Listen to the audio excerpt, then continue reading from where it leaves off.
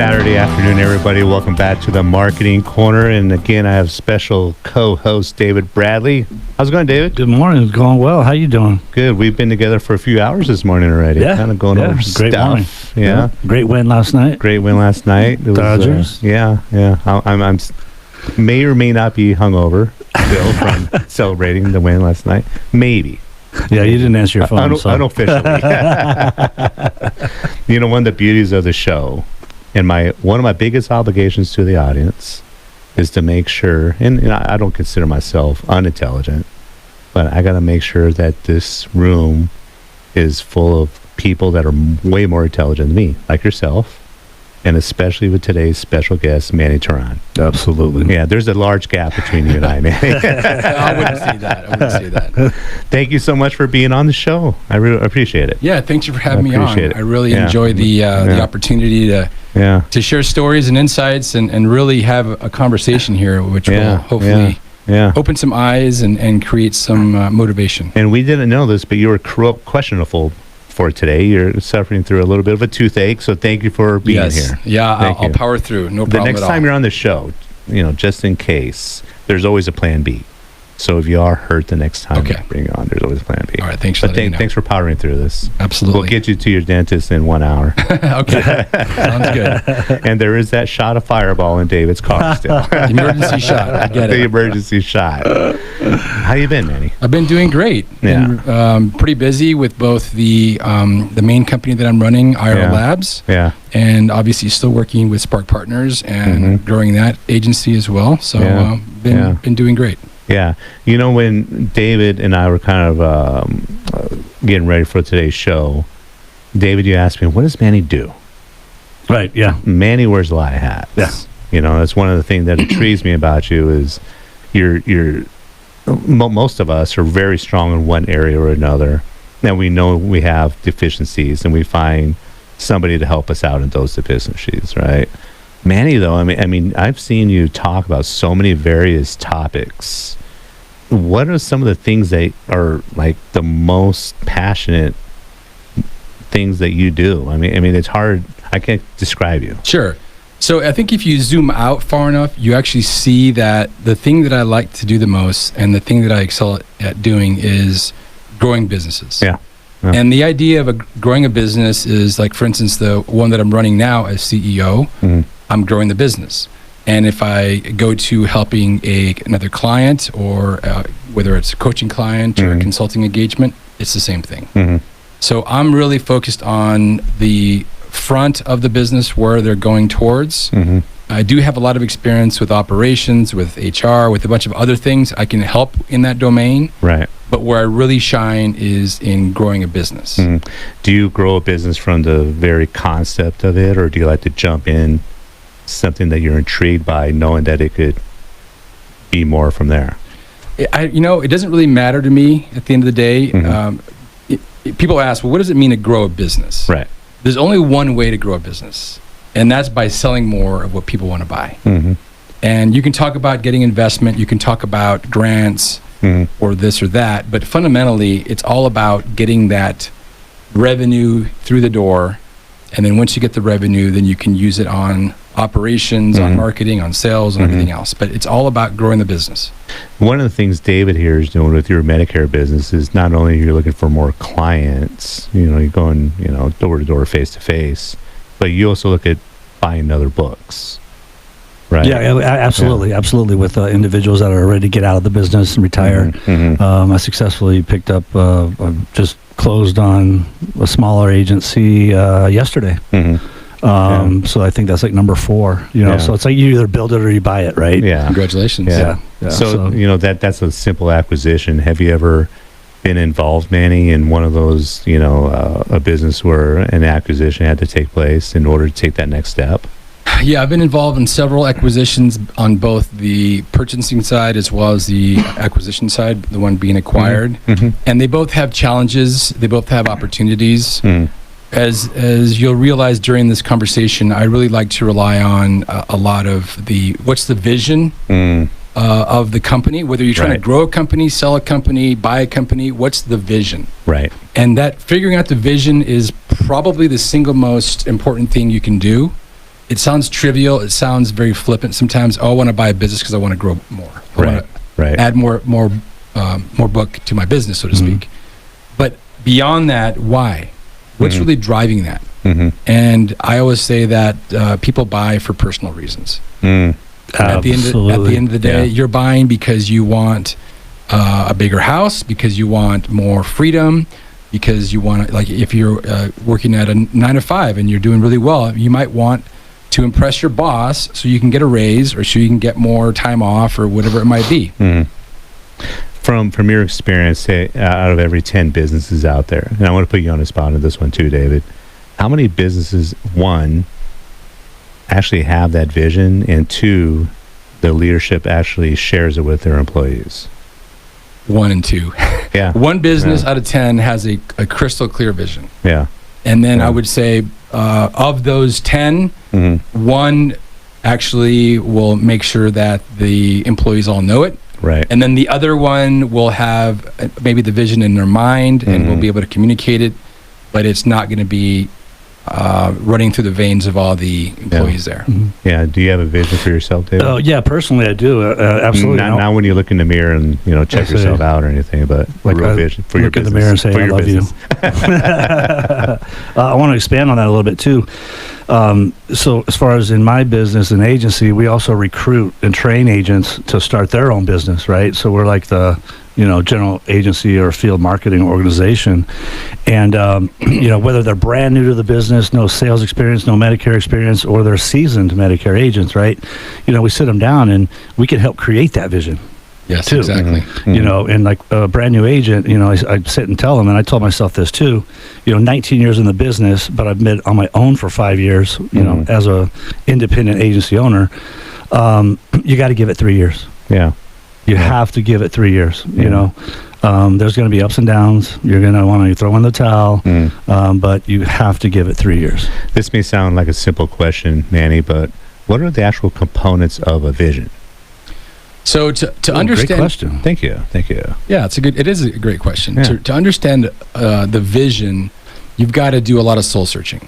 And I always talk about when I do a consulting engagement or even a coaching engagement, I put a heavy load of introspection, mindfulness, and you really have to understand yourself. Because at the end of the day, the entrepreneur, the business owner, the executive, it's a lonely place. Yeah. And especially if you're at Absolutely. the top, you don't always have the ability to have somebody else help you out immediately. So you have to look deep within. And there's other opportunities or other challenges that come up, like, hey, you've got payroll coming up and you don't have enough in your bank account, in your business bank account. So how do you figure that out? Yeah. You draw from your personal bank account, or you call on a friend, whatever it might be. So there's a heavy dose of introspection. And I actually have a process that I work with. Wow. That I have basically some questions that I ask, and that helps to tease out that vision. I'm not a psychologist. I don't have a psychology degree, but I've been doing this long enough and have had enough scars and spoils to be able to understand that fundamentally that vision has to do with where you see your legacy going. A lot of it is about legacy. Yeah. And whether especially if you're younger, you're invincible, right? You're invincible until you're probably 25. And then after that, you start to think about the future. And I mean, I just turned 51 recently. For me, I mean, I still feel great, but you think about your legacy. Yeah. We're going to get more into what you just said right now about the scars and the spoils of the journey of an entrepreneurship. Let's get into that during the next segment.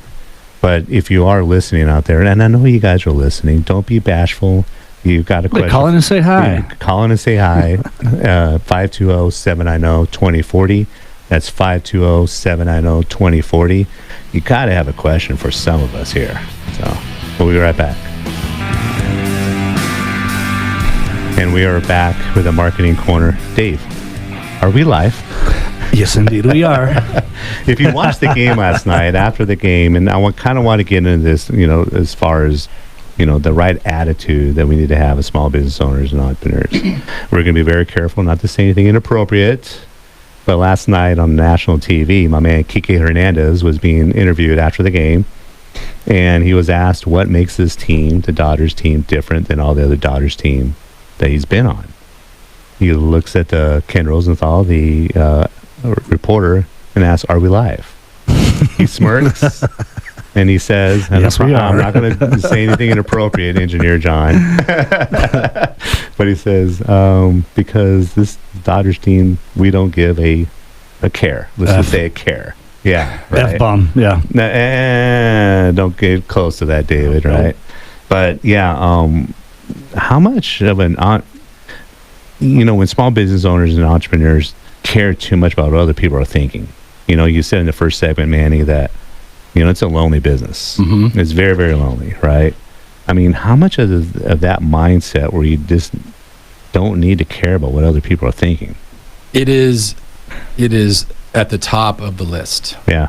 I am a stoic. I read Marcus Aurelius. I try to do as much and live that stoic lifestyle. Mm-hmm. And it's not easy because we're human beings. We have feelings, and I've made some mistakes. I've made many mistakes. Mm-hmm. I've made some, I don't want to say enemies, but I've bruised people up in business, not physically. And here's the deal. I've always tried to do the best I can, and I've always done my best in keeping my ethics and keeping my guiding light. Mm-hmm. And that's hard to do. In business, there's been opportunities that have been presented to me, we'll just say, that are in the gray. Yeah. And I have learned that those things that come up in the gray you need to stay away from the gray. Run away. Yeah. And there's nothing I say that business is a full contact sport. Mm-hmm. And you're going to get bruised, you're going to get hurt, but you're going to also have some major wins. Yeah. And a lot of it is about perseverance, and to kind of talk about a little bit of stoicism. The obstacle is the way. And that is something that is hard for a lot of rank and file folks to really understand. And sometimes I wish I didn't have that this entrepreneurial bug in my head, because I'd maybe be content in a different way if I had a nice 9-to-5. Or if I worked at a government job. Nothing wrong with those, by the way. Right. But just the way that I'm wired. Yeah. My grandmother is an entrepreneur. She's 92 years old. Wow. My mother, my whole family, a lot of entrepreneurs. So for me, it was almost natural for me to go in that direction. Yeah. We talked about, you talked about the first segment, the scars and the spoils of entrepreneurism. They're necessary. They are. Yeah. Absolutely. Yeah. And before we started the show, we talked a lot about failure, right? I mean, that's one of the things. A few weeks ago, about a month ago now, I was on a panel discussion. I was part of the panel for a career day at Eller. And one of the underlying themes was, I'm afraid to fail, from all the students. There was one young woman that, she raised her hand. She's like, I'm afraid to actually get my first job because I don't want to fail, and speaking just to her eye to eye in front of this whole room full of students and other people on the panel, I was just like, you need to fail. You're going to fail. It's good. So just in your career, Manny, I mean, where would you be without failure? I wouldn't be where I am now. Right. And I mean, failure is part of the way. If you think about the school system, and I have a lot of things to say about the school system, but that's another 2 hours. I keep those opinions to myself. Yeah. But one of the things I will say is that it teaches children and young adults the wrong message. Yeah. It teaches them that if you fail, it is bad. Yep, absolutely. We talked about that last week. Yeah. And they come out of this 12-year process, 13-year if you tack on preschool or kindergarten or whatnot. You come out of it being afraid of failure. Yeah. And play is such an important aspect of failure, because you're playing a sport and you lose, or you're out there playing marbles. When I was a kid, of course they're not doing that as much anymore. Now they're all tied to the games and social media. Yeah. So it's just that whole dynamic's changed. PS5. Yeah.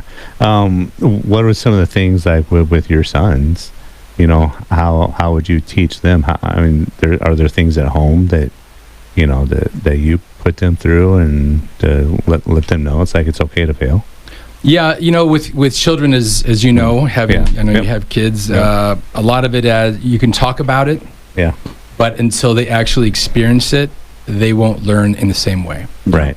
And I learned something the other day that was kind of eye-opening. And I know this is not a show about kids and all that, or parenting or whatnot. But Well, it ties into the mindset, though. it does. Yeah. Right. So you know how when, especially for boys, I don't know how it is with little girls, but they turn 14, 15, 16, they start to push away from dad, and they start to like want to go out in their own direction, and whatever you say is not good anymore, not valid. Right. They turn into aliens. That's They what I do. call it. Well, and the reason why there's some evidence that the reason why they do that is because evolutionarily speaking, they need to push away from the main tribe so they could go start their own tribe. Yeah. To grow. So I don't want to call us a virus as humans, but we have to think about growth in that way, population growth. Yeah. And in order to make sure that our genes are cleaner and not inbred, you got to leave the tribe. You got to go somewhere else. Yeah.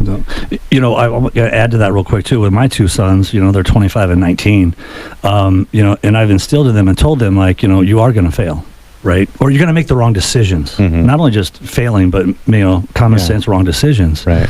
You know, it's going to sting, it's going to hurt, it's going to knock you down, but don't let it define you. Yeah.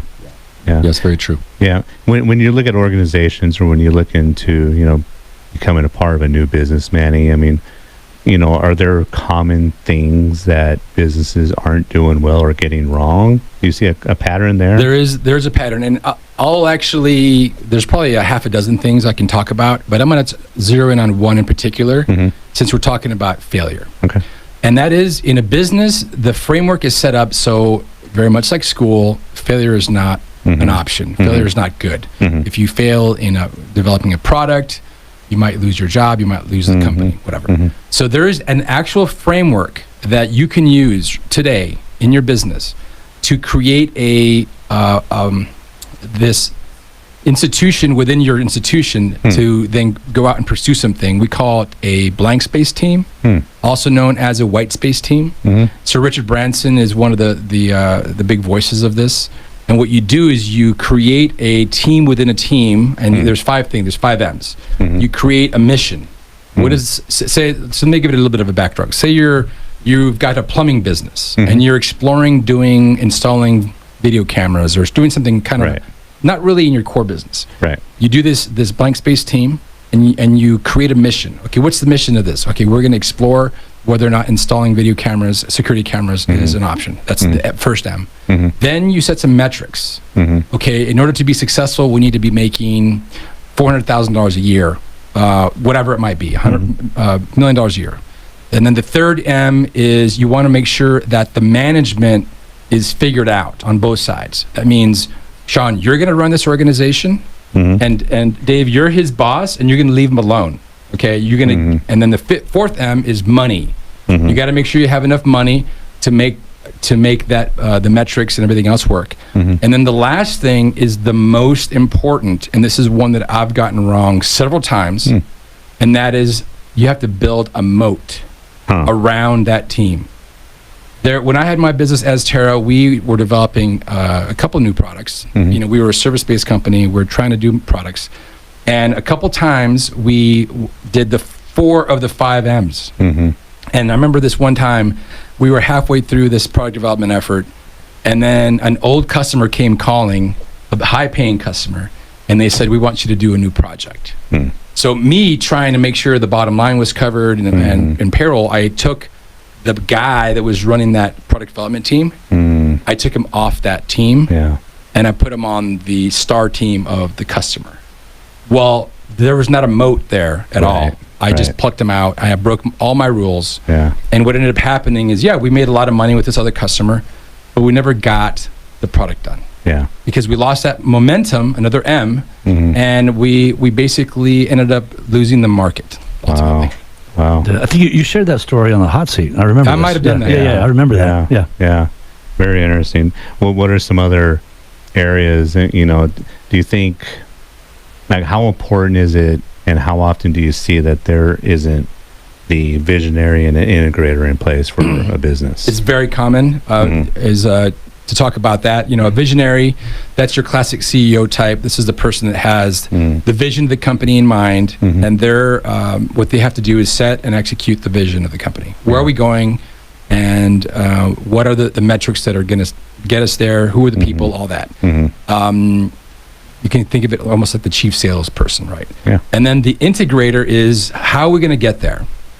So taking those people, what are their roles going to be?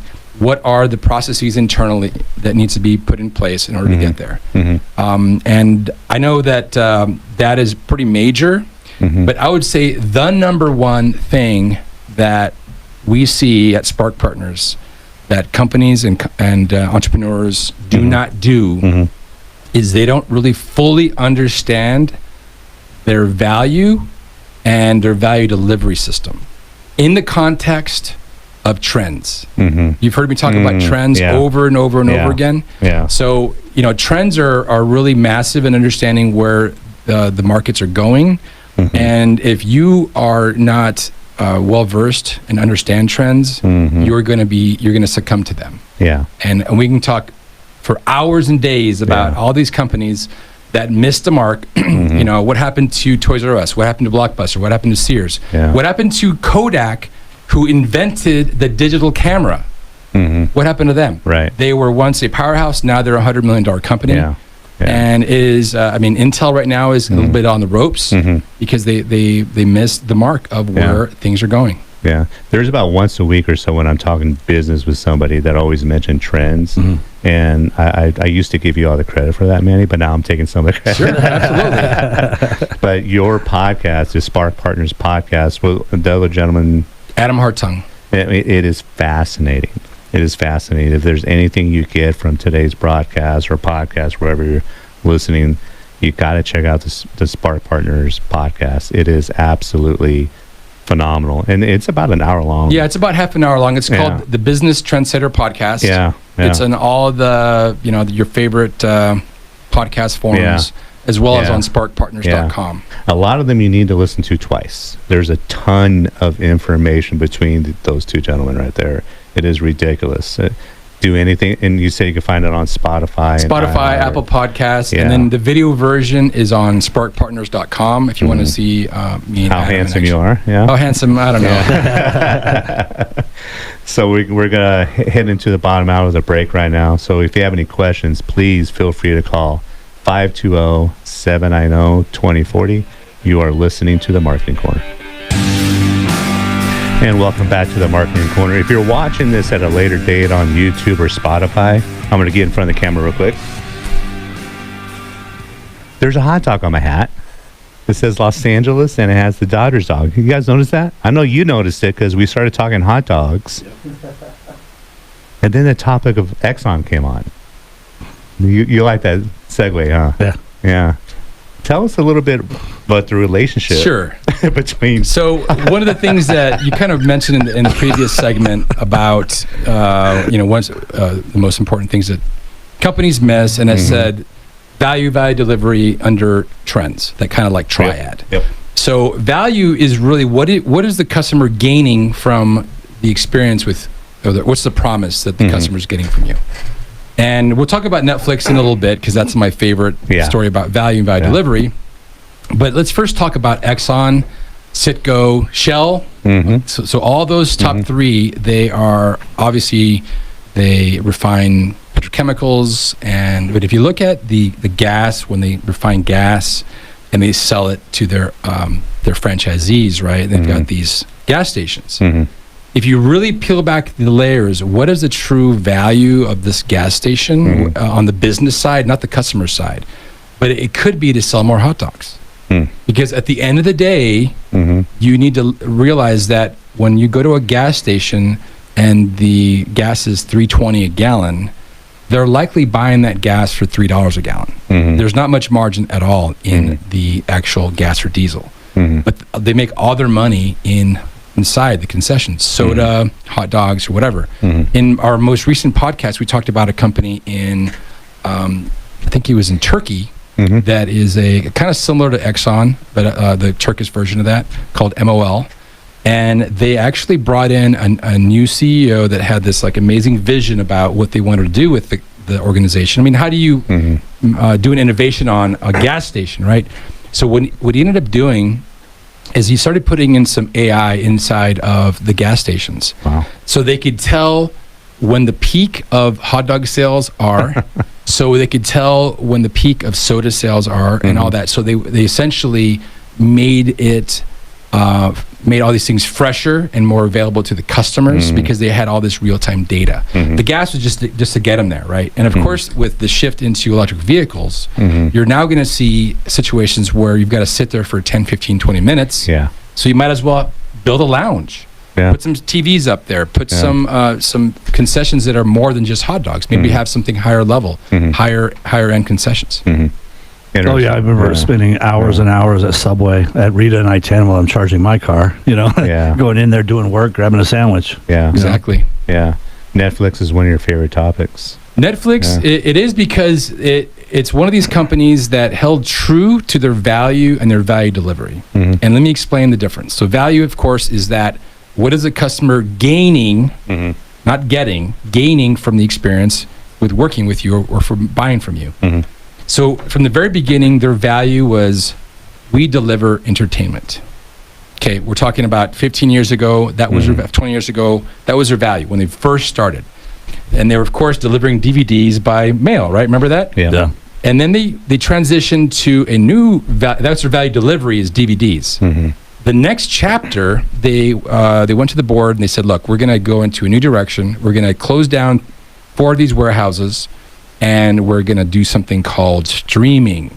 And the board was like, what is that? And the board was upset. Their stock dropped because they were going to kill the cash cow, of course.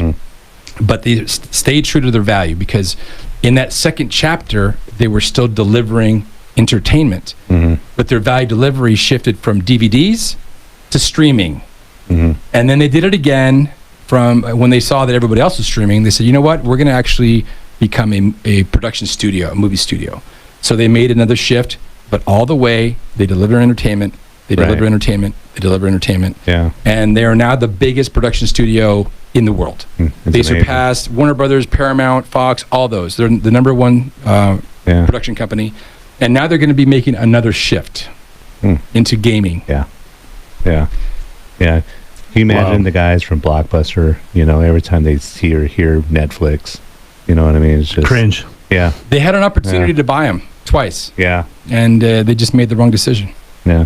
So do you think, given that scenario, the reason why the Dodgers play baseball is just to sell hot dogs? Then?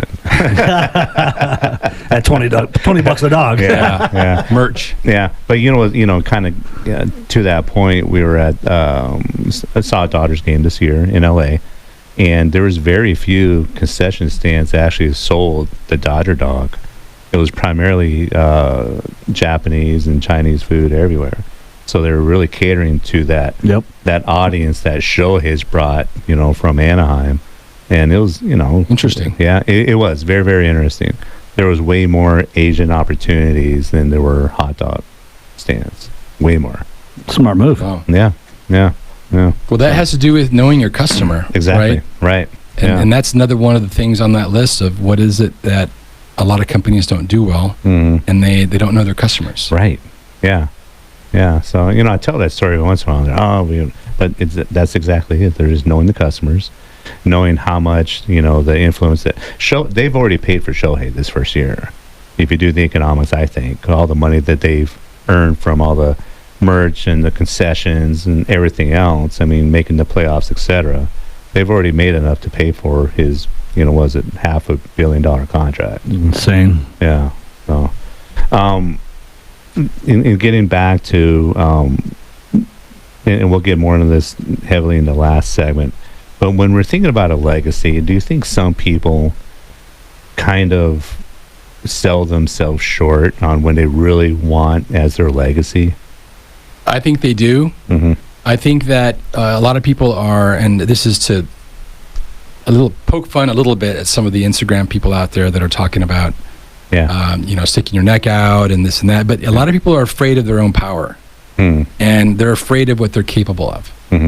But the trade-off is you have to put yourself out there, and to kind of go back to the first thing we talked about, you got to be willing to fail, right? And you've got to be willing to make a few, I wouldn't say enemies, but people that don't like you. Yeah, you're gonna crack a few eggs in life, and I mean, it doesn't mean that you're gonna have to be mean about it.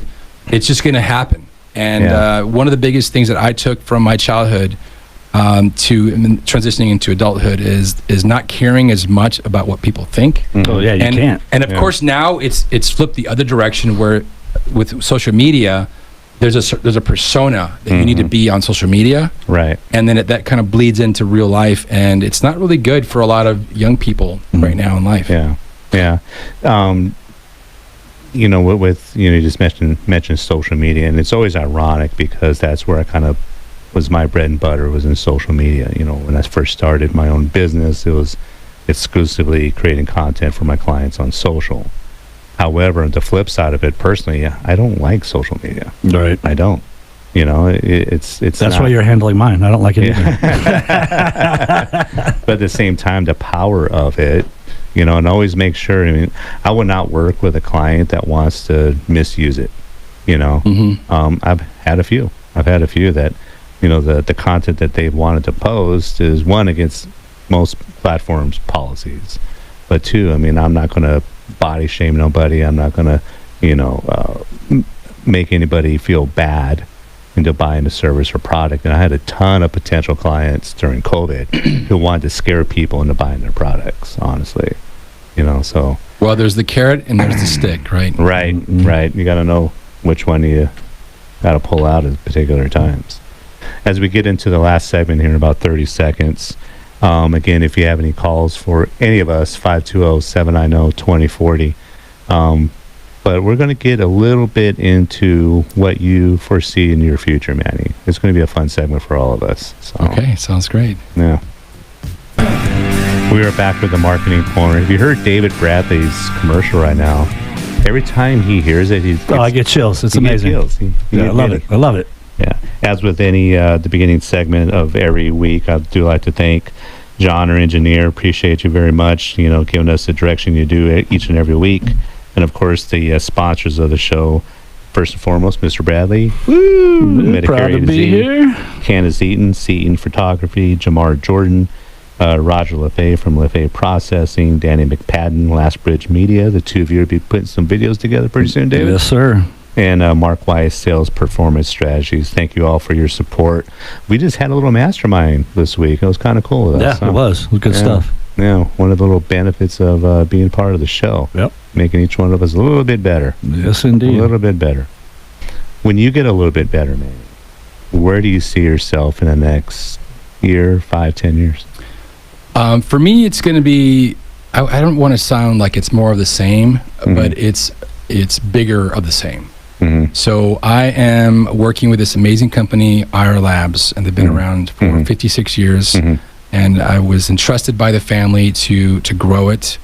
And so that has been a real pleasure to do that. And, you know, with my Spark Partners business, you know, I like to have a few coaching clients, not very many. And I have a few right now, and those are very rewarding. And so what I'd like to do in the next couple of years is grow out to have a few more people working under Spark Partners to do some of that coaching. Yeah. So we were just kind of joking earlier about everybody's writing a book. I don't have any plans to write a book, and this is, I mean, I think books are great. I read quite a bit.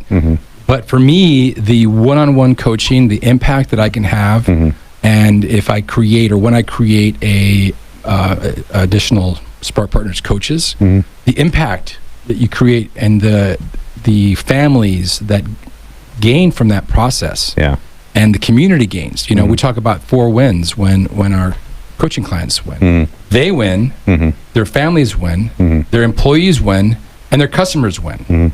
And so those 4 wins are celebrated, and I want to do more and more of that. And it really comes down to teaching them about trends, teaching them about value delivery. We talk about bias. We have a great course that we've had for years called Think Innovation. We also have another kind of a mini course called Unlock Growth. And I think more of that gets me excited. That gets me really energized. And I'm still a practicing CEO. So I'm not jumping in fully to Spark Partners, and I'm keeping this piston approach, because for me, with my personality and my mindset, my strengths, if you ever looked into the Clifton Strengths Finder stuff, my strengths have to do with strategy, with being an activator, maximizer, communication, and ideation. So speaking of Spark Partners a little bit, plug that a little bit more. What would be an ideal client? Someone listening to you right now wondering if they're a good fit for Spark. Who's a good client for you?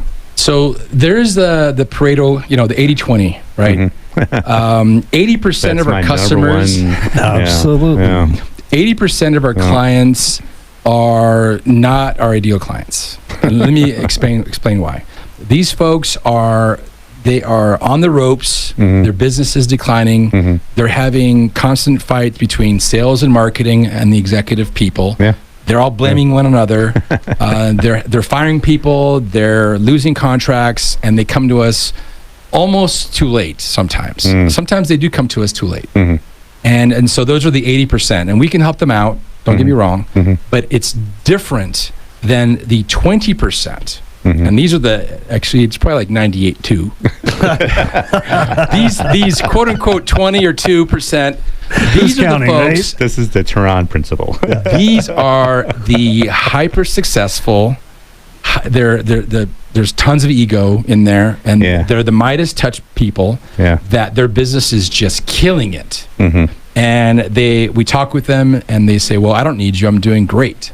Right. Well, what happens is that part of our value proposition is we develop leaders who create lasting business success, and that lasting part is very important because success can come and go, but unless you build a process that looks at trends and is always looking at trends, you're going to lose it. Yeah. I can give you tons of examples of companies that these Midas touch guys and gals that they came to us and they said, or we came to them. They're like, nope, we don't need you. 18 months later, we see their LinkedIn changed and their email changed, and they ended up closing their business because they didn't understand that lasting part. Yeah, you bring up a really good point. As far as trends go, and looking forward, you have to always be looking forward, right? Right. It reminds me of that book with Patrick Bet-David. What are my next 5 moves? I never read that one. I'm reading the Choose Your Enemies wisely right now. Yeah. Great book. Yeah. It is, without, we're not going to talk either side here, but how important was the election? Should that have been on small businesses' radar at the beginning of the year? Yes. When we talk about trends. Yes. So trends, let me give you examples of trends. So trends aren't Ugg boots or what scarf is in season or whatever. That's not what we're talking about. We're talking about big global mega trends. I'll name 6 of the top.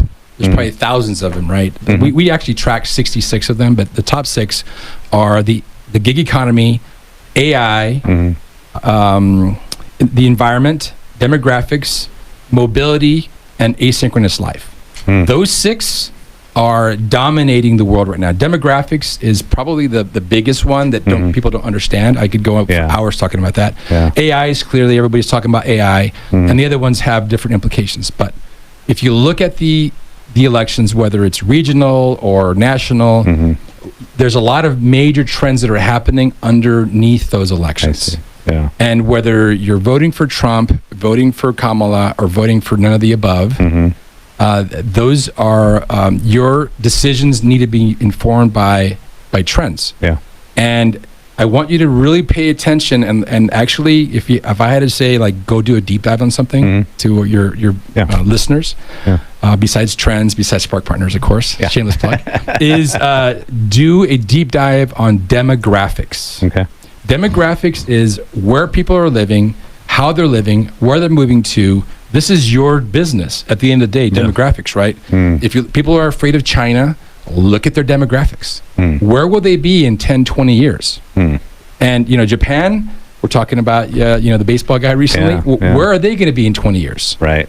In 20 years, for every one Japanese person working, there will be 2 retirees. Wow.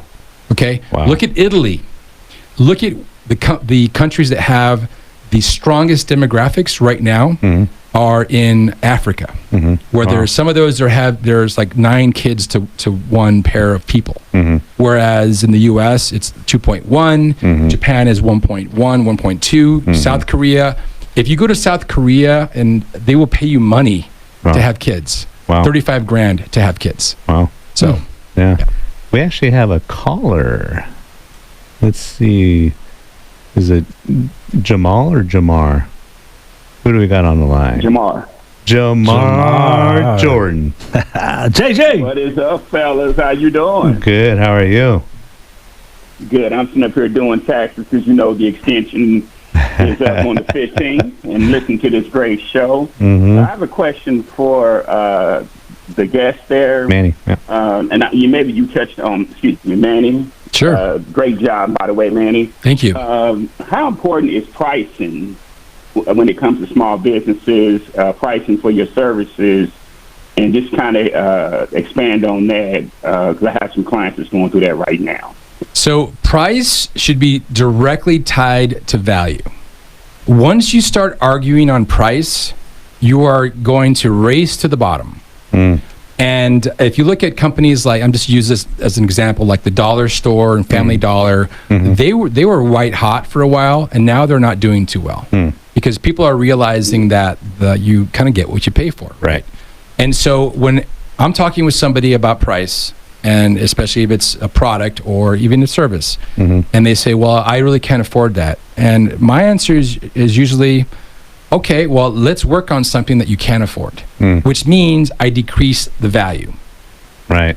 So if you look at the world's the strongest brands, you know, LVMH, you know who they are, right?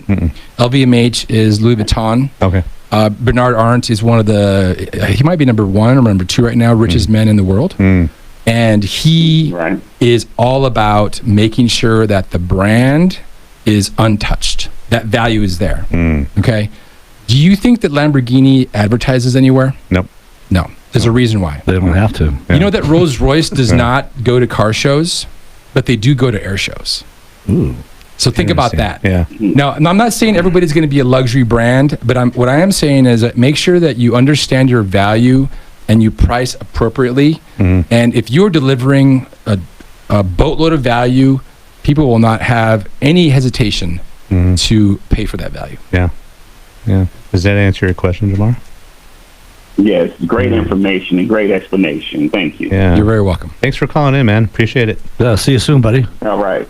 Bye-bye. That was good. I like Jamar. Yeah, He's good a good guy. dude. Yeah. He's a good guy. he's He's authentic, you know. I know. Ex-military. You get him talking about organization and leadership. Yeah, he goes on forever. Good dude. Manny, we got 2 minutes left. Do you have any last golden nuggets? Anything else you want to plug? Yeah, I'll kind of churn. You know, we talked a lot about the outside world. We began talking a little bit about the inside, right? Looking in the mirror. We even talked about that earlier about, looking in the mirror, whatever. And there's one thing there. There's a kind of a silent killer in looking in the mirror that could be very devastating to your business. And that is the B word, bias. Okay. Wow. Go down another deep dive and understand bias. There's confirmation bias. There's a bunch of types of bias. But bias is one of the things that will inhibit you from growth. And it's one of these things that people don't talk about. Like when I do interviews now, I do the interviews solely on the phone first because I do not want to be biased by the person. Because if they walk through the door and they look like Shawn Campbell and we relate to one another, then I'm going to be I'm going to want to hire you versus somebody that I want to hire for their skills only. Right. Interesting. I think we've all been kind of guilty of that. No, absolutely. At one point or another. Absolutely. Look what they're wearing, what they look like, you know. Yeah. Very interesting. So, Manny, how can someone get a hold of you here? Yeah, so they can get a hold of me. They can email me at Manny, MANNY, at sparkpartners.com. We have a website, sparkpartners.com. And then we also have a YouTube channel and, of course, our podcast, the Business Trendsetter Podcast. We're also doing a segment called the Innovator segment that is for innovators. So get a hold of me. Nice. I really appreciate it. Thank you so much for, sticking it out with us. I know you need to get to the dentist. Hope everything feels better. Thank you very much. Appreciate it. Yeah. And thank you all for listening. We'll see you next week in the Marketing Corner.